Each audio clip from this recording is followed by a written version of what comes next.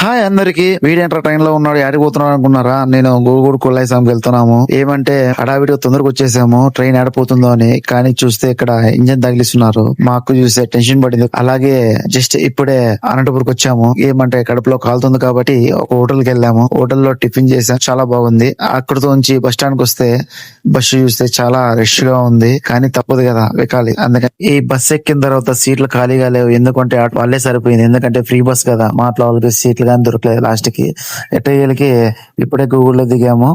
ఇప్పుడు ఇక్కడ టెంకాయలు చక్కెర తీసుకొని, అలాగే ఇప్పుడు కొత్తగా రూట్ మార్గం పెట్టారు. అది అయిపోయిన తర్వాత నెక్స్ట్ ఇప్పుడు మీకు దర్గా దగ్గర ఎట్లదో ఏముందో అంత మొత్తం నేను చూపిస్తాను. చూడండి ఇక్కడ రఘునందన రఘురఘునందన రఘువర సేవన రఘుపతి ఛాయన శతయోజన శత శత పీరు తొరి మసీదు దుక్కుత చూడయ్యా లైలా ఒకట పీరు తొరి మసీదు దుక్కుత చూడయ్యా లైలా ఒకట పీరు తొరి మసీదు ఒకట పీరు తొరి మసీదు ఒకట పీరు తొరి ఇక్కడ గుడి మసీదు దగ్గర బ్యాక్ సైడ్ అన్నదానం జరుగుతుంటది. కానీ వంటలు సూపర్ గా ఉంటాయి. అన్నం, పప్పు, చారు, అలాగే కేసరి పాత్, చాలా సూపర్ వేసారు వంటలు. మీరు కానీ ఇక్కడ తినండి.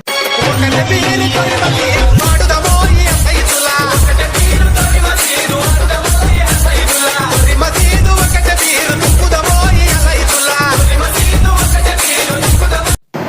ఇవన్నీ మీకు నచ్చాయి అనుకుంటున్నాను. నెక్స్ట్ వీడియోతో మళ్ళీ కలుస్తాం. బాయ్ ఫ్రెండ్స్, లైక్ చేయండి.